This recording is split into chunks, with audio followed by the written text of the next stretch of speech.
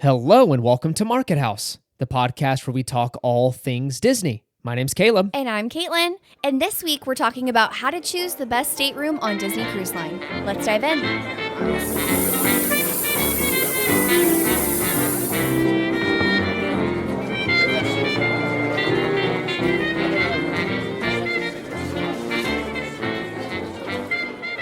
All right, and this is episode number 82.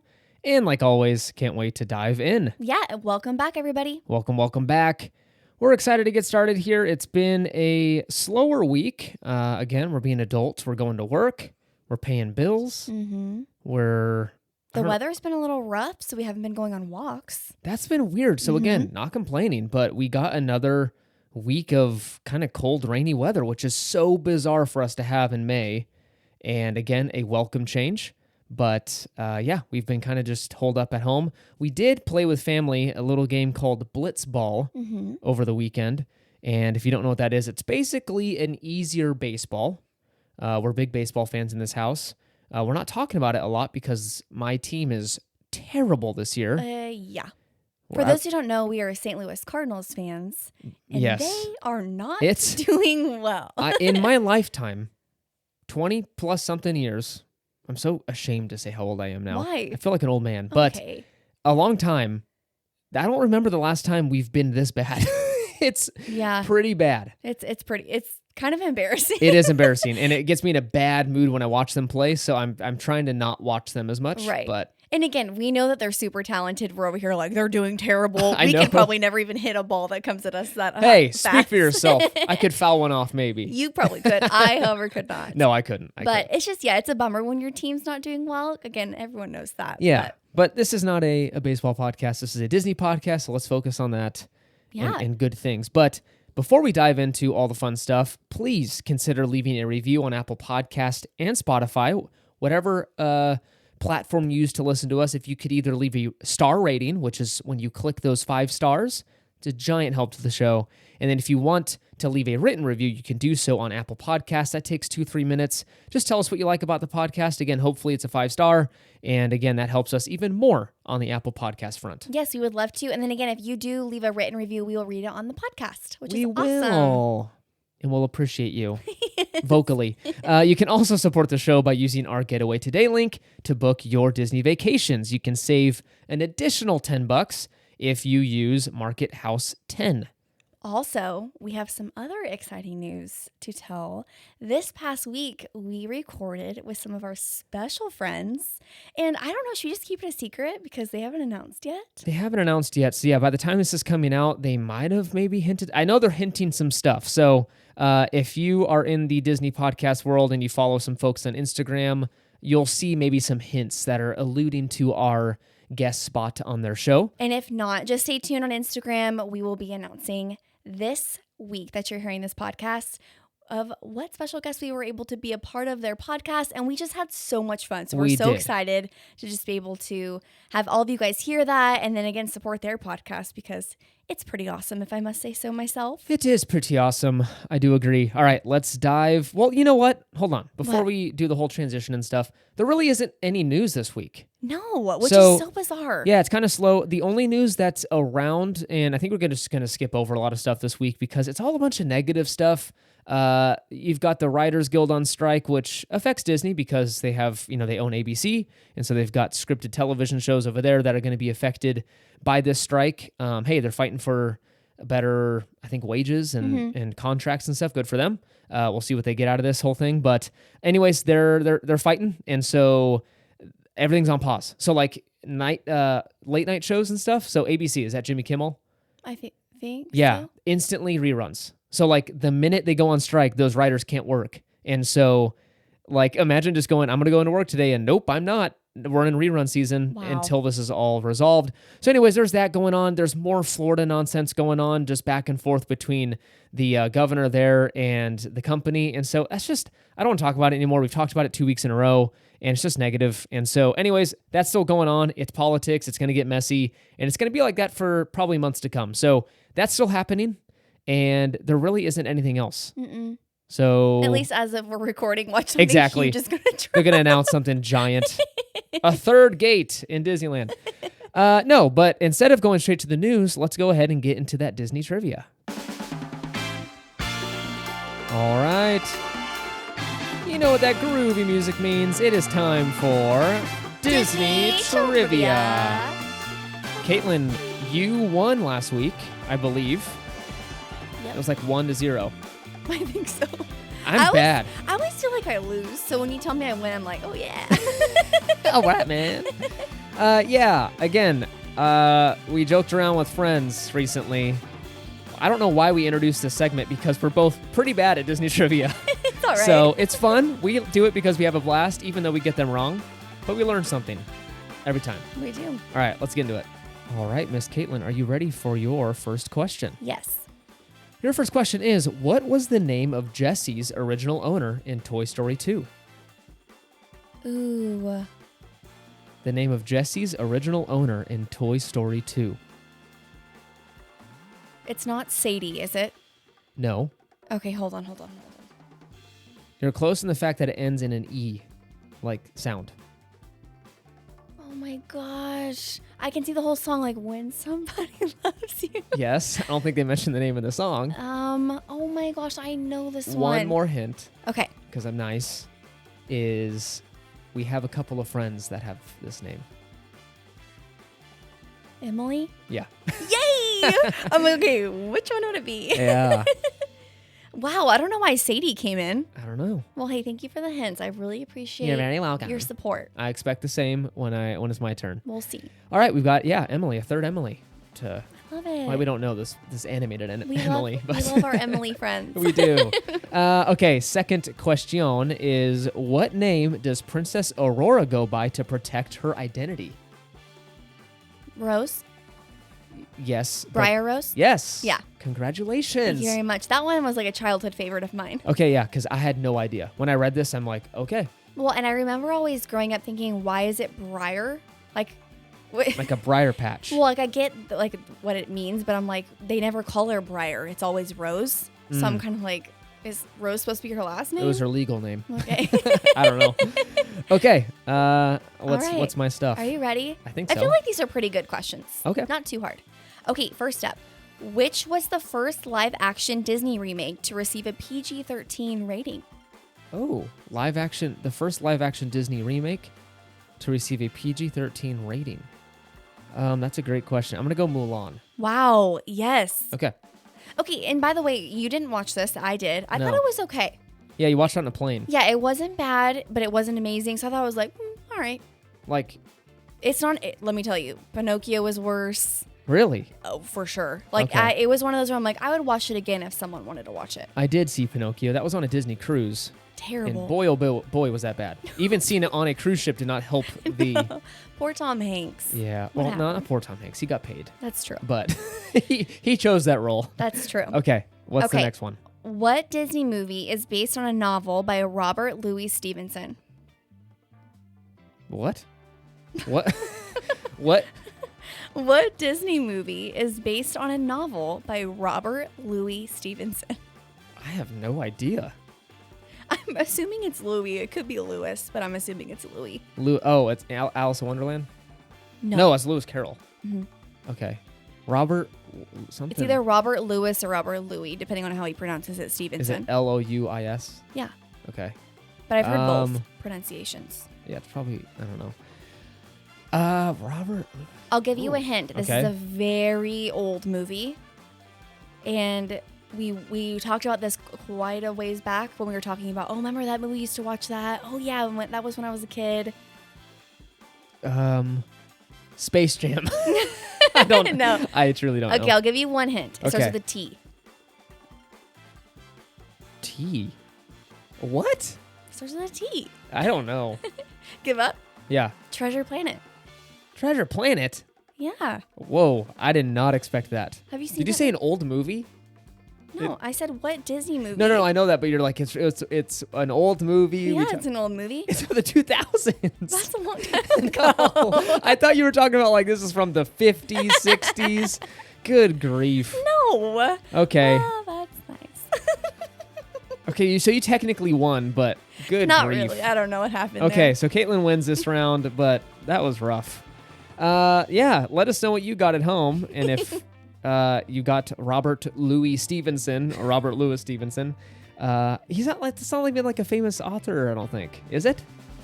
I have no idea. It's not like this movie is by Stephen King or something. Okay, let's move on.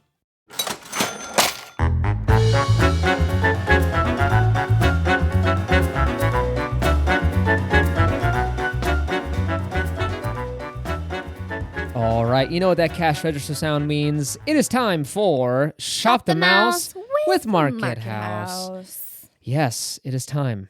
Why do we start? Why did we do it that way? What do we do? What? Why?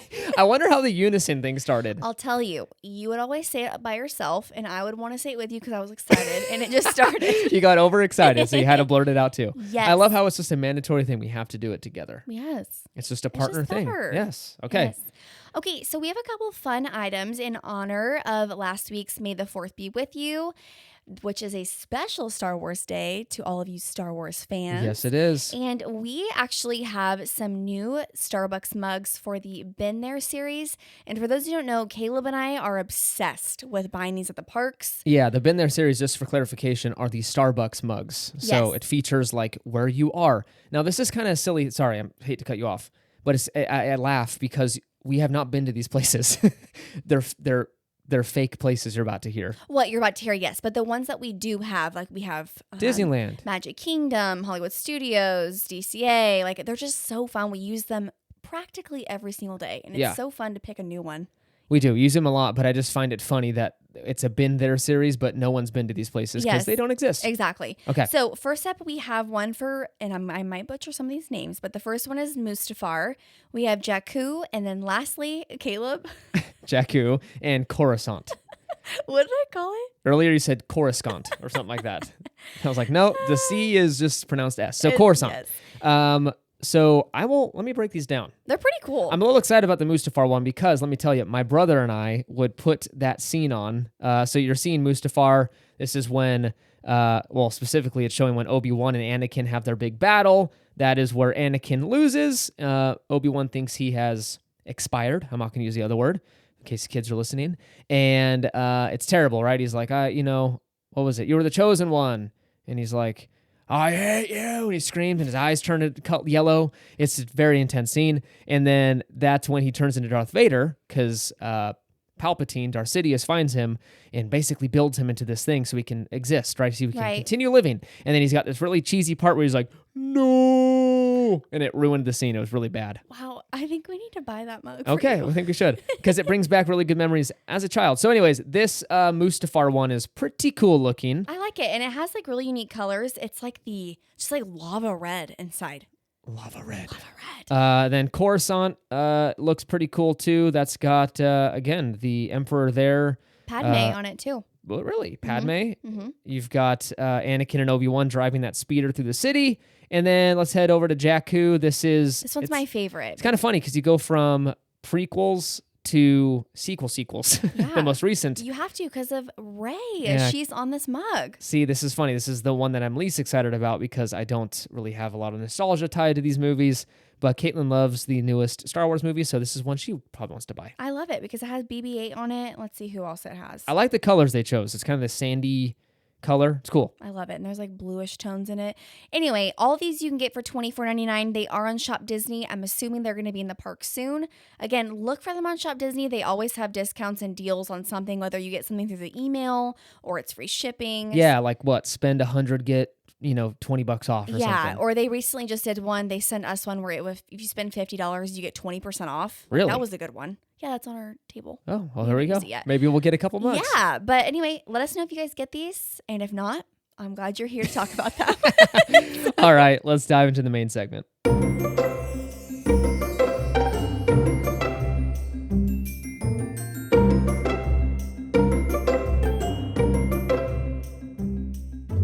All right, and that brings us to our main segment of this week's episode, and that is how to choose the best Disney Cruise Line stateroom. This is an awesome topic. Yes, we've been wanting to do it for a while, but we just didn't feel too prepared for it yet just because we had such limited experience with the cruise line. But because I am the way that I am, I do about 9 hours of research for every trip. And that's probably on the low end. I was going to say, it's probably more than that. Yeah, so I feel like I'm an expert at this point, but just personal experience-wise, we're amateurs still, I would say, or maybe like, we're getting there. We're getting there. Yeah. We've got, what, four cruises? Four cruises under our belt, and we're adding more as time goes on. We love the Disney Cruise Line. I'm a recent convert, and Caitlin's been cruising since she was a kid. But anyways, we wanted to break down and maybe tell you as to like personal experience with these staterooms and tell you what may be the best for your family. Yes, because there are price differences for all of them. There are, and there is one where I'm going to tell you that it's justified to maybe just, if you're going to go at a certain level, it is worth the bump to go to the next level. So we'll get there. Yes, we'll get there. Again, people do have a lot of different opinions when it comes to staterooms. Like some people just go, don't spend too much on your stateroom because you're on the ship. Why does it matter anyways? I'm just going to go back and sleep. There's that. Some people are like, hey, I spend 90% of my time on a veranda, so it's worth every single penny. And some people choose to do it that way. And so I think hopefully we're going to add some, again, personal experience and some factoids to help you to choose what's best for your family. Right. Okay, so before we dive into the stateroom breakdowns, let's talk about general tips for staterooms. Okay, so you can save some serious cash by booking something called a guaranteed stateroom. This is where you book a certain category room, whether that be inside, ocean view, or veranda, but not a specific stateroom. So you do not have an assigned room yet when you book this type of room. Disney will assign you your room after you check in at the port. Some guests get super lucky and get a highly desirable room for a discount, or you can get kind of stuck with a room in an odd location, one with an undersized veranda, or other less than desirable things. Right. So for those of you who are really particular on location of ship or type of room, even though there is a huge money savings here, I would highly not recommend these, only because, again, like Caleb mentioned, you just never know where you're going to go. You could be in a room that's underneath the kids' rooms where like you're hearing kids jump around. You could be under the main deck where you hear chairs getting moved. So it's just all things to keep considered. Yes. And like Caitlin said, yes, she's correct. This is something I'm not a super big fan of. We almost pulled the trigger on it, and I just could not get myself to do it because I am so particular, and I can admit that about myself. Mm-hmm. I am a little OCD when it comes to certain things, so it's not worth the money savings because I'm still spending a lot of money. It's not,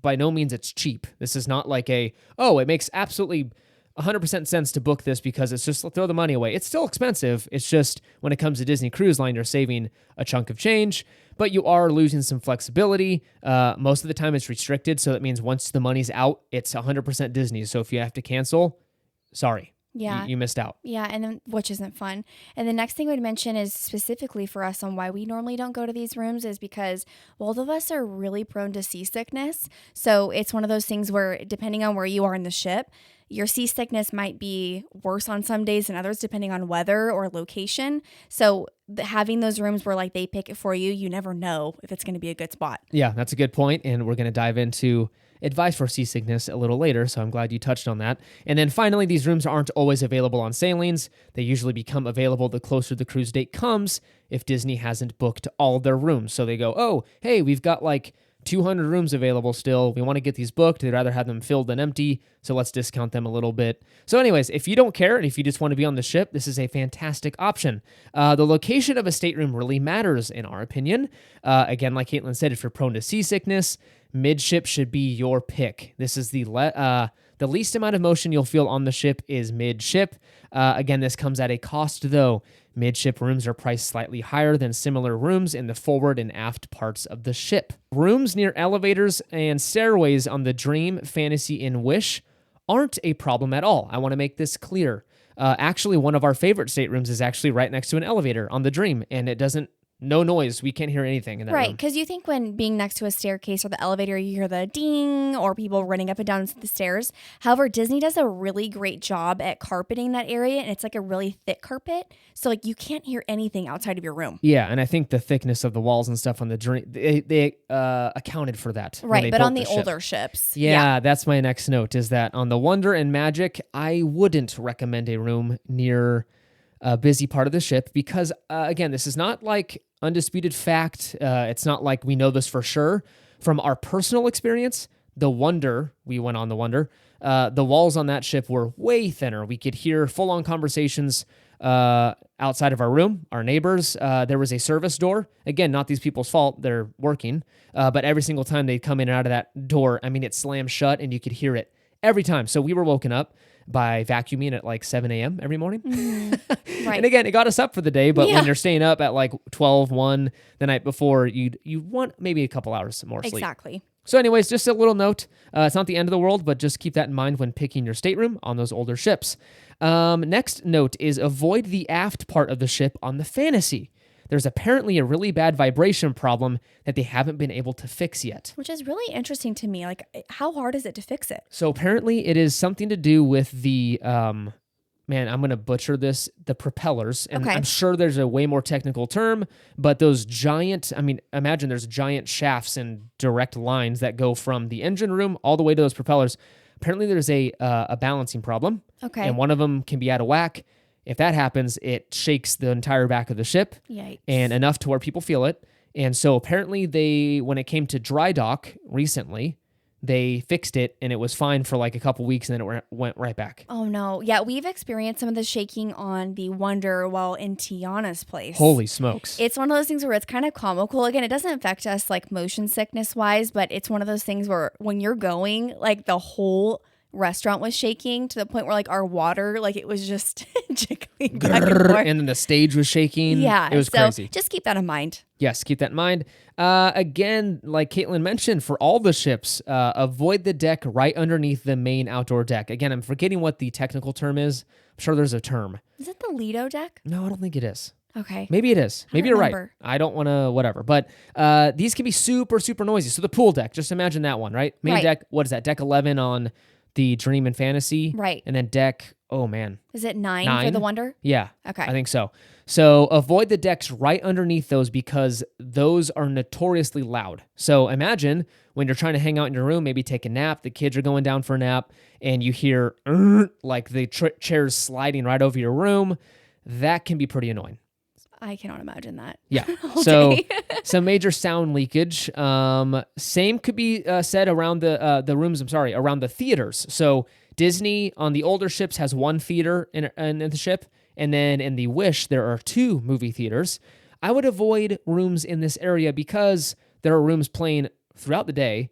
And I can imagine some big, heavy subwoofer bass noise leaking into your room. Oh, yeah, for sure. And then finally, the one other type of room location I would try and avoid, not because we don't like kids, just because if you want some downtime and you want to take a nap or something, the little kiddos could be wide awake and wired and playing with their, counselors and stuff when you're trying to take a nap. So around the kids clubs, we've heard some complaints about jumping children, about screaming children. They're just trying to have fun and stuff, but you're trying to sleep. So those can kind of combat each other. Again, all just keep that in mind. Yeah. Yeah, but if you don't care and you're like, I'm going to be out and hanging around, who cares? Because some people, like you mentioned, they don't stay in their room all day. They go back at like midnight and then they crash. But it's kind of like Caleb and I like going back to read books. Like we like taking a nap. We're old people. Yeah. So, but hey, if you like to do that as well, it's just, these are super important tips to keep in mind because you will not be able to do that if that's what's outside your door. Yes. So. And for the most part, decks like 6, 7, 8-ish around most of the ships tend to be kind of fan favorites. So that range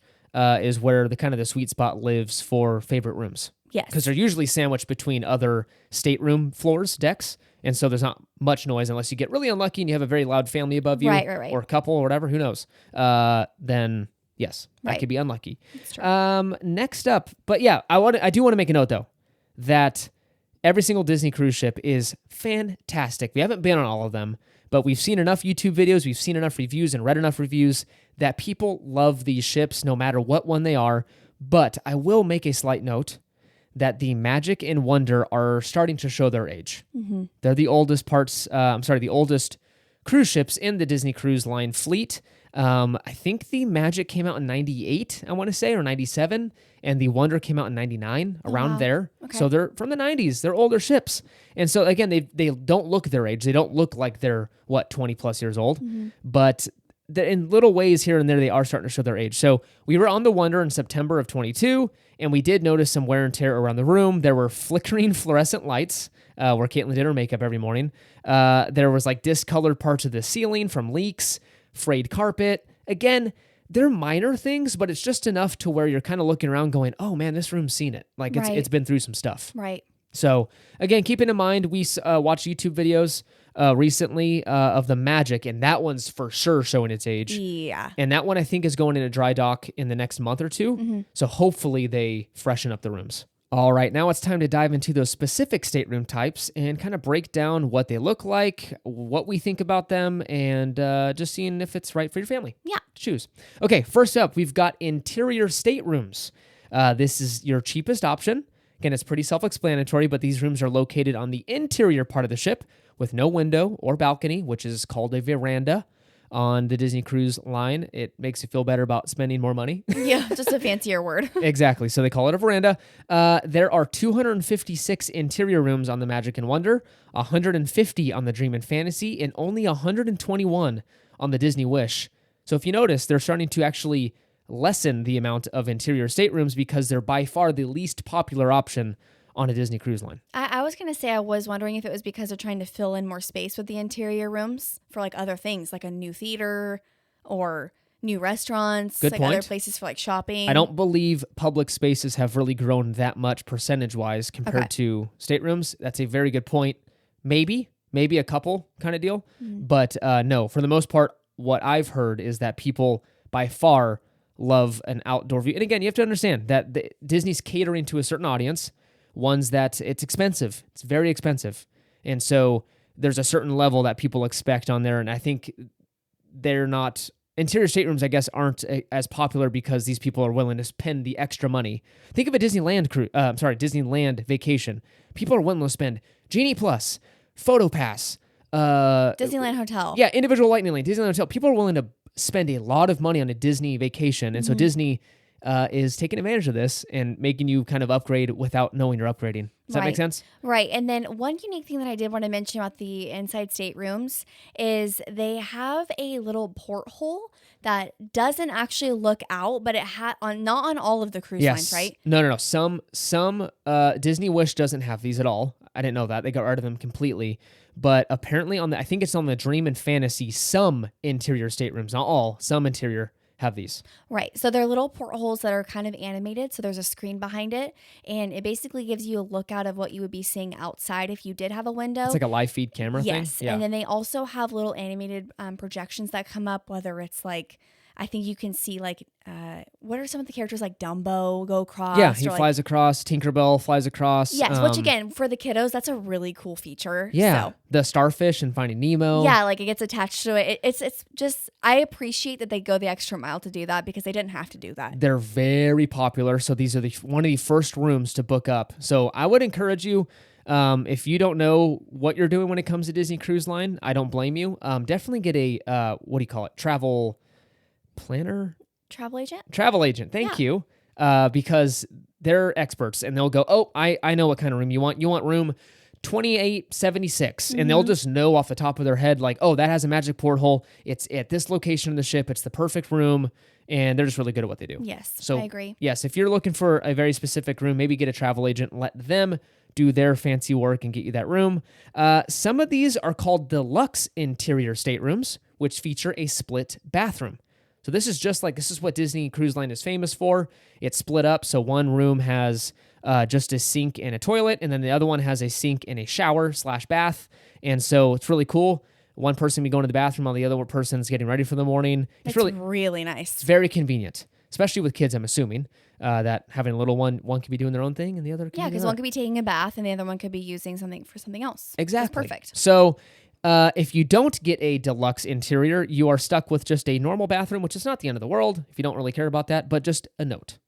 Again, we've never stayed in an interior stateroom because in our personal opinion, we need a window. I get kind of claustrophobic, and motion sickness and interior staterooms do not mix. If there's motion and you can't see kind of relative to where you're at, you're asking to get even more sick. Yes, and do keep in mind that for some people that have cruised a lot or maybe haven't cruised, you might go, oh, like I'm going the time of year that everyone says it's going to be fine. Like there aren't going to be any rough seas. Let me just tell you that the weather is extremely unpredictable. It doesn't matter where you're going a lot of the times. There could be just the random storm that goes through. There could be high winds that push the boat around, or the ship around. So just definitely keep that in mind. Just because someone said that they had a great time and they didn't get motion sickness doesn't mean that you won't. That is a good point. So that is a very good point. And I just, again, no judgment on our end. If you love interior staterooms and that's how you want to cruise, and if that's the only way you can get on the ship, by all means, book one. Yeah. I don't like it. You're going to have a fantastic time. Don't get me wrong. So at the end of the day, our motto is it's better to be on the cruise than not on the cruise. So who cares what room you get? As long as you're on the cruise, you're going to have a great time. And who knows? I might change. When we start adding little ones to this whole family thing, I might be like, no, we're not getting a veranda. We're staying in the janitor's closet. That's how we're going to do it. Caleb's trying to sleep in the captain's room. Hey, I'll get you some buffet food once in a while, buddy. You whatever. Just what they want, buffet food. Yeah. Next up, you've got ocean view rooms. These staterooms feature either 2 small portholes or 1 large porthole. They're the middle ground between an interior and veranda stateroom. There's 237 ocean view staterooms on the Magic and Wonder, 191 on the Dream and Fantasy, and 178 on the Wish. So again, these keep shrinking and shrinking and shrinking. Yes, and speaking of the portholes, we had a larger porthole on the Wonder for our trip to Alaska, and I have to tell you that I highly recommend those rooms. At first, coming from, we would always use or get a veranda stateroom. Going to the porthole, I was kind of like, are we going to like it? Like, it's kind of going to be weird because let me tell you, the Alaska sailing veranda rooms are ridiculously expensive. Let me tell you why we chose the porthole room or ocean view. So we usually stay veranda. All of our cruises have been a veranda stateroom except for our Alaska cruise in September. And let me tell you why. We were considering weather and stuff. It's a colder thing. So I'm like, are we really going to spend a ton of time out in the veranda? And cost was the major one. It was like a $3,000 difference. Just for a veranda. $3,000 difference between an ocean view and a veranda stateroom. Which, for those who don't know, that's like not even the price of a 4-night Bohemian cruise. Yeah, you can go to the Bahamas on another cruise on the Disney Fantasy for less money. I know. That's when we were like, no. But anyways, I'm so happy that we did get the porthole because it was such a great experience having it. It was relaxing. It was so nice being able to open kind of like, not the shutters, but the blinds, and just being able to see out. Like, it was perfect visibility. Like, we highly recommend those. It was nice. Yeah, I was surprised how much I liked it. I thought I was going to be like the whole time, I miss our veranda. I miss our veranda. And yeah, I did a little bit. Like at some points when it did warm up a little bit, I did wish we could sit out by ourselves. But was it worth $3,000? No, not in my book. But the size of the porthole just for visibility, and it was awesome. It really opened up the room, and we loved it. Yeah, you'll get the smaller portholes at the lower part of the ship. So some of the cruise ships, like on deck 2 or 3, I think, have ocean view, and those are 2 really small ones. That I wouldn't recommend. At that point, it's not even like having a... No, they're really tiny. They're tiny. So it's not even worth the extra money, in my opinion. I think the only cool thing about those rooms is you're really close to the water. So if you like being close to the water, you're super close to the water. I'm going to pass. Some people think it's scary. Yeah. And then a quick note here. This is where the split bathroom becomes standard. So every room we talk about after this, the split bathroom is just a standard thing. The interior ones are where they have to be kind of special to get that. But if you end up choosing this kind of stateroom, you're going to have a fantastic time. This is where this is my opinion.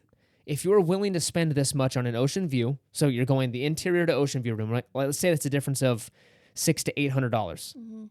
From ocean view to veranda, it's usually like $300 or $400. So I know we're already jumping up like nearly $1,000, right? From interior all the way to veranda. Right. But if you're willing to spend on the ocean view, in my opinion, it is worth the extra couple $100 to go to the veranda because it is a fantastic experience.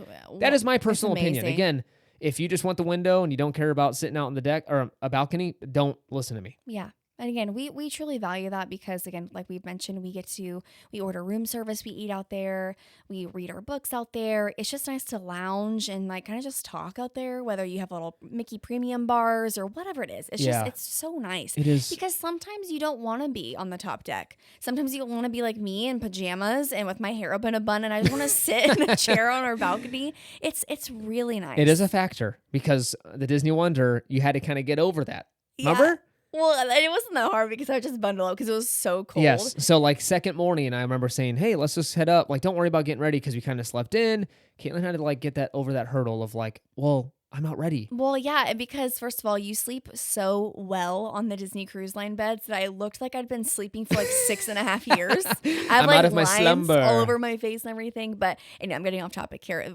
They're just some of our favorite rooms ever. They're very good. So yeah, let's get into the veranda room. We are at Disney's Bread and Butter, the veranda staterooms. These actually make up most of the rooms on all of the Disney cruise ships. Let me break it down for you. There are 332 of these rooms on the Magic and Wonder, 881 on the Dream and Fantasy, and 945 veranda staterooms on the Wish. Okay, so wow, they definitely upped the veranda game on there. They did. And fun fact, some of these are slightly bigger and feature a Murphy bed. So these rooms sleep a total of 5 versus the normal 4, but you are going to pay a little extra for these rooms. So just keep an eye out. If you do need that extra room, they exist. They're just more expensive, of course. Yeah, I mean, it's really nice to have that extra Murphy bed, though, just for space. And not only that, but you can fit a family of 5 in there. I would not recommend if you guys are all adults. But if you heck no. have just, if your kiddos are small, it's a great option. Yeah, if again, I don't have adult children and I couldn't afford this to even say it, but if you're in the season of life where you've got older kids and you guys can afford it, and you've got 5 of you trying to stay in a room, highly recommend splitting into 2 rooms. Yeah, if you could swing it. It gets a little tight in there. It does. Yeah, I can't imagine doing 5 fully grown human beings in that room. Okay, excluding suites, these are the largest staterooms on the ship. They are very spacious, some of the largest in the industry, which is very nice. Even the standard one, the one that sleeps 4, tons of room. Right. Yeah. This is where we had the most experience since we stayed in. One of these every cruise, except for our Alaska sailing. And we love having a veranda, like we said. May seem silly, but having your own private space on the ship is fantastic. As you can tell from the stateroom count, Disney focuses more on the veranda rooms compared to the others since they know guests like these the most. So they've just found out that, hey, the more we add, the more they book. And so people just keep booking these veranda staterooms. Yeah. Keep in mind that some verandas are undersized or have an obstructed view. These will be slightly cheaper, but keep an eye out for it when you're booking your room. I'd hate for you to go on the ship and walk into your room and go, what the heck? There's a giant pole in my way, or the veranda is the size of a shoebox. Yeah. Some of the obstructed views, though, I have to say, some people get super lucky because even though they're labeled obstructed view, they're not really that obstructed. Like, instead of having just a completely open veranda space, there might be like the shape of the wall around you to the top that might be curved instead of like open. Oh. That's them saying it's obstructed. Yeah, and you can save money. So, mind you do save money booking these, maybe $100 to $300. But still, I'm like, that's like you could go to get dinner at Remy. Oh, heck yeah. I'm not saying it's not worth it. I'm just saying, like, hey, just keep in mind. Again, I just don't want people booking it and going, what the heck? I wanted a normal one. Yeah. But yes, if you don't care, and again, you don't mind a little more curvature in the wall, then shoot, save that money. It's a great option to get a veranda, especially at that price, because again, a little goes a long way. It's so expensive. It is so crazy, though. We've gotten so normalized to it, but Disney Cruise Line is expensive. Well, yeah, especially because our family does not cruise with Disney Cruise Line yet. They're wanting to possibly get into it. They're more Royal Caribbean.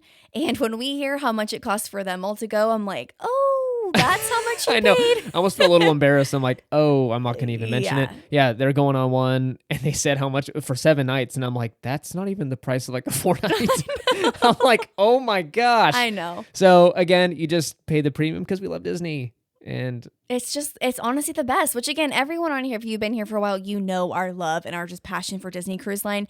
It's unheard of, just like the service and the overall experience that you get. So again, if you can and if you are interested, we highly recommend a Disney cruise. Highly recommend. All right, let's dive into our last stateroom type before ending this thing. This is your concierge/suites category, which we have not stayed in. And we will probably never. Let me tell you how expensive these things are. They're so expensive. Easily double. So we were looking at some cruises for next year or something like that. When was it? Yeah.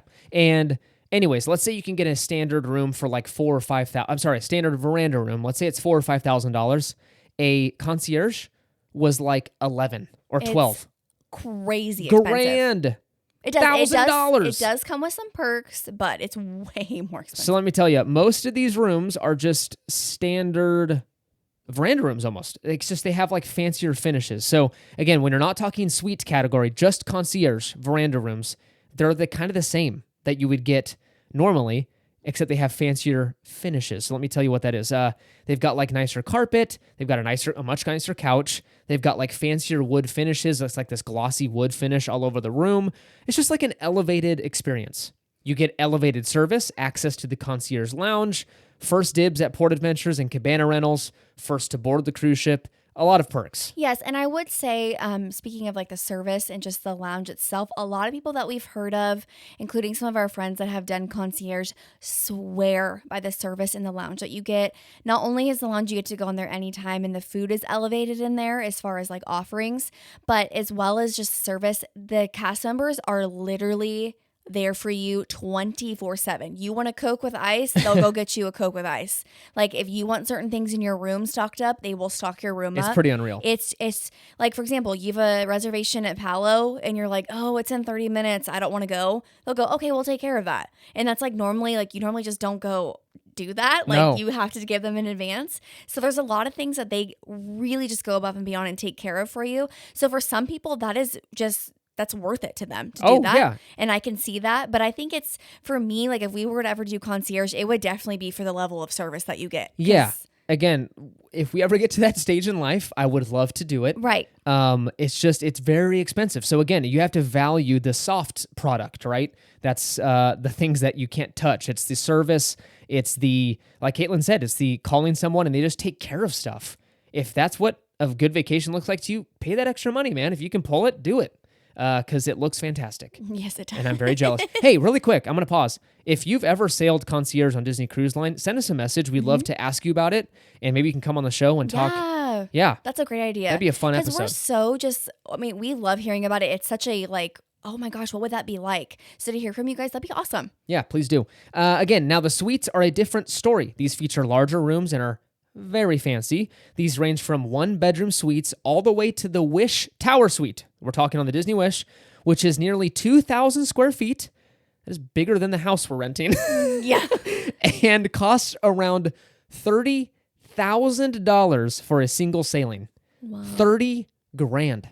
We will Bro. definitely not be doing that one. Oh my gosh. But for those of you who can, good for you, number one. I hope you enjoy it because it'll probably be the most magical event of your entire life. Seriously. Yeah, that's a lot of money.